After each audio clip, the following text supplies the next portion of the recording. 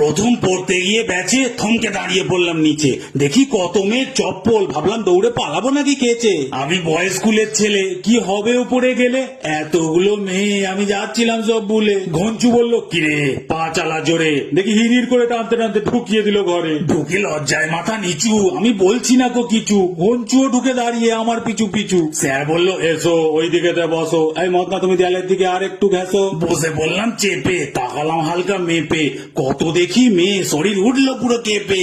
একজনের দিকে তাকালাম লুকিয়ে, সে মুখটাকে নিল বাঁকিয়ে, আমি যে বলদের মতো হাঁ করেই তাকিয়ে। আমার লেগেছিল তাকে ভালো, কি করব বলো, তাই ভাবলাম একদিন সময় করে তাকে প্রপোজ করি, চলো। সময় করে এক ফাঁকে চিঠি লিখবো তাকে, রক্ত দিয়ে লিখে দেবো, ইমপ্রেস হবে দেখে। কিন্তু আমার হাতের লেখা বাজে, বানান ভুল হয় তার মাঝে, লিখতে গেলে তো এক বালতি রক্ত লেগেই যাবে কাজে। আমি তার প্রতি আসক্ত, কিন্তু নিজের প্রতিও পাকা পক্ত, তাই আমার নষ্ট করে লাভ নেই, জোগাড় করলাম মুরগির রক্ত।